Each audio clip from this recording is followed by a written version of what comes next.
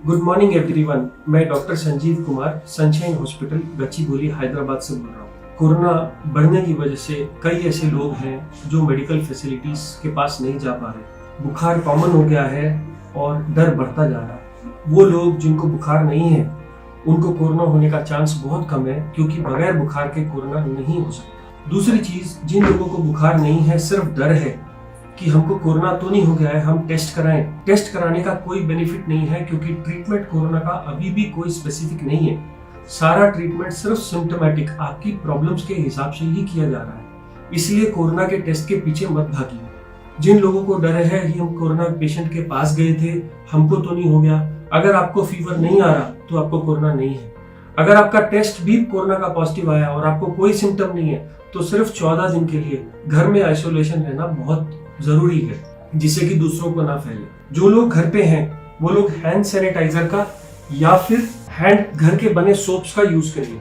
कैसे यूज करना है, आपको सैनिटाइजर लेकर के इसको चारों तरफ रगड़ना है, इवन साबुन से भी ऐसे ही, जिससे कि कोई भी कॉर्नर ना बचे। अब ये आपका हैंड स्टेरलाइज है। अगर आप पेशेंट को छूना चाह रहे हैं तो या तो सैनिटाइजर नहीं तो ग्लव यूज करिए, और छूने के बाद या काम खत्म होने के बाद वो ग्लव उतार करके फेंक दीजिए। उस ग्लव को पहन करके आप बाहर मत जाइए, नहीं तो इन्फेक्शन बाहर आ जाएगा। अगर आप इन्फेक्टेड नहीं है तो सोशल डिस्टेंसिंग के टाइम या तो कपड़े का या N95 या सिंपल मास्क यूज करना इक्वली इफेक्टिव है। सिर्फ पेशेंट से 1 मीटर की दूरी बनाए रखिए। वो लोग जो इन्फेक्टेड नहीं है, अपनी इम्यूनिटी को बूस्ट करना चाहते हैं कि हमको इन्फेक्शन ना हो, या हो तो हम उससे बच जाएं, उसके लिए जो हमारे पास विटामिन सी की टैबलेट्स हैं, जो एक सुबह और एक शाम ले लेनी चाहिए। कुछ मल्टीविटामिन की गोलियां आती हैं, विकासूल या मल्टीविटामिन सुप्राडीन, कोई भी गोली एक जैसा ही काम करती है, दिन में एक लेना इनफ होता है। कैल्शियम या विटामिन D3 ने भी इफेक्ट दिखाया है, इसलिए ये भी दिन में एक बार लेनी है। विटामिन डी के 60K के कैप्सूल्स आते हैं, 3 दिन लेकर के बंद कर दीजिए। वो लोग जो बुजुर्ग लोग खाना नहीं खा पा रहे, भूख नहीं लग रही, उन लोगों के लिए ORS सोल्यूशन या घर का बना नींबू पानी इनफ होता है, जिसमें नमक और चीनी दोनों होनी चाहिए। यहाँ तक मैंने बात करी वो लोग जिनको कोई इन्फेक्शन नहीं है या फीवर नहीं आ रहा। मैंने फिर बताया, फीवर नहीं है तो कोरोना नहीं है, क्योंकि 97% को पहला सिम्टम ही फीवर आता है। अगर आपको फीवर आ रहा है तो थर्मामीटर से चेक करिए, पैनिक मत करिए। अगर फीवर आ रहा है तो आप पैरासिटामोल की बनी टैबलेट आपको आराम से मिल जाएगी 500 या 600 में। ये मॉर्निंग, आफ्टरनून और इवनिंग। पैरासिटामोल की गोली से शरीर के दर्द, कमजोरी, सिर का दर्द, गले का दर्द या फीवर दोनों उतर जाते हैं। अगर इस गोली को 3 बार लेने से फीवर नहीं उतर रहा तो आप कपड़े से बॉडी को भिगा लीजिए और पंखा चला दीजिए। जैसे ही पानी सूखेगा आपका टेम्परेचर उतर जाएगा। बच्चों को भी आप यही दे सकते हो, बस पैरासिटामोल की डोज वेट के हिसाब से आधी कर दीजिए। अब इसके अलावा कुछ लोगों को सांस फूलनी शुरू हो जाती है, कुछ लोगों को डर की वजह से, कुछ लोगों को बीमारी की वजह से। अगर वो सांस फूलना डर की वजह से है तो आप ये पल्स ऑक्सीमीटर खरीद लाएं, जो कि मार्केट्स में आराम से मिल जा रहा है 500 से 1000 रुपए के बीच में, या फिर अमेजन की साइट्स पे भी मिल जाता है। इसको उंगली पे लगाने से आपको आपकी ऑक्सीजन कितनी है ये बता देता है। अगर आपकी ऑक्सीजन नॉर्मल लोगों की 90 से ऊपर रहनी चाहिए, अगर ये ऑक्सीजन 90 से ऊपर है तो ये जो भी आपको हो रहा है वो डर की वजह से है। और जितना मैंने ट्रीटमेंट अभी तक बताया, मल्टीविटामिन, सोशल डिस्टेंसिंग या hand wash is enough. But अगर आपकी ऑक्सीजन कम हो रही है या सांस चढ़ रही है या खांसी आ रही है तो आपको 2 टैबलेट्स, एक तो गेरिफिलिन की गोली या डॉक्सोफिलिन की गोली सुबह दोपहर शाम ले सकते हैं, और एक मोंटेलुकास्ट की गोली रात में लीवोसिट्रिजिन के साथ। इन गोलियों से आपका सांस चढ़ना कम हो जाएगा। कुछ लोगों ने म्यूसिनेक भी ट्राई करा है सुबह और शाम, म्यूसिनेक से भी सांस चढ़ना कम हो जाता है। जिन लोगों को खांसी हो रही है, कोई सिरप अच्छा और बुरा नहीं होता। जो लोग सिरप मार्केट से खरीद सकते हैं 5 ml सुबह दोपहर शाम लीजिए। जो लोग नहीं ले सकते वो लोग जिंजर का जूस, कंसंट्रेटेड जिंजर के जूस में हनी मिला के लीजिए। ये भी होम रेमेडी है, खांसी के सिरप के जैसा काम करता है।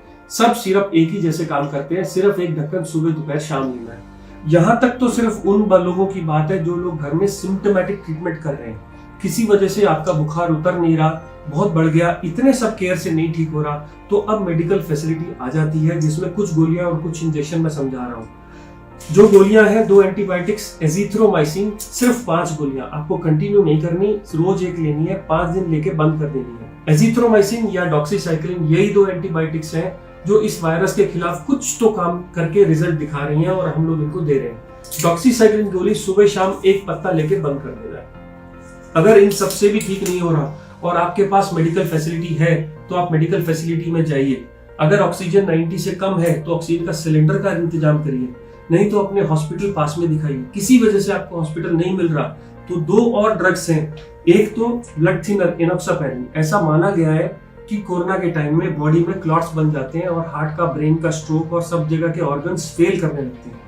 ऐसे में ये ब्लड थिनर का इंजेक्शन सुबह और शाम 40 mg का अगर 3 दिन लगा लिया जाए तो ये इनसे बचाता है, प्रोटेक्ट करता है। मैं फिर कह दूं, ये मेडिकल गाइडेंस में ही करना है। अगर किसी वजह से ये इंजेक्शन नहीं अवेलेबल है तो गोली भी आती है पिक्साबैन की, जो 2.5 mg सुबह शाम ली जा सकती है। ये सब चीजें 5 दिन के लिए करनी है। कुछ रिसर्च में स्टीरॉइड्स का रोल बताया गया है। ये 10 रुपए का स्टीरॉइड है डेक्सामेथासोन। अस्थमा के लोगों को दिया जाता है, इमरजेंसी एनाफिलैक्सिस में दिया जाता है। ये भी कोरोना में आजकल दिया जा रहा है। एक इंजेक्शन 4 mg का आता है। 4 से 8 mg का एक इंजेक्शन सुबह खाने के बाद लगा लीजिए। ये इंजेक्शन भी अंडर मेडिकल गाइडेंस आपको बहुत मदद करेगा 5 दिन के लिए। बट ये उन लोगों के लिए जो बहुत सिक हो गए हैं और किसी वजह से जो वेंटिलेटर पर जाना है, वेंटिलेटर पर जाने से बचने के लिए ये इंजेक्शन लगाए तो बच जाता है। एक कोलेस्ट्रॉल की गोली एटोरवास्टैटिन 10 से 20 मिलीग्राम की गोली भी काम करती है कोरोना में, ऐसा देखा गया है। बड़ी सेफ सिंपल दवाई है, एक गोली रोज ले लीजिए, बट ये सिक लोगों के लिए ही है। और लास्ट, पानी। जो लोग बिल्कुल नहीं खाना खा रहे उनको तो चढ़ा सकते हैं। अब ये देखा गया है कि ज्यादा आईवी फ्लूइड देने से पेशेंट की कंडीशन खराब हो रही है, इसलिए सिर्फ पानी के ऊपर मत जाइए, कोशिश करिए इसको अवॉइड करने का। तो मैं फिर वापस आऊंगा। हम लोग जो इन्फेक्टेड नहीं है वो सिर्फ हैंड सैनिटाइजर, डिस्टेंसिंग और मास्क का यूज करेंगे। जो लोग सिर्फ इम्यूनिटी कम है, ओल्ड एज है, वो ORS सोल्यूशन, कैल्शियम, विटामिन या विटामिन C का यूज करेंगे। सब लोग घर में अगर हो सके तो पल्स ऑक्सीमीटर ला के रखिए, नहीं तो एटलीस्ट एक कम्युनिटी में एक पल्स ऑक्सीमीटर हो। ये सब लोगों के पास, सब लोगों का चेक कर सकता है। इसमें ब्लड की जरूरत नहीं होती, इसमें इन्फेक्शन होने का डर नहीं होता। सिर्फ आप उंगली अपनी साबुन से धो के यूज करिए जिससे दूसरे आदमी को इन्फेक्ट ना हो। इसके अलावा घर में पैरासीटामोल, डेरिफलिन, मोन्टिलुकास्ट, म्यूसिनेक टैबलेट्स और घर के बने कफ सिरप्स, नहीं तो मार्केट के बने कफ सिरप्स।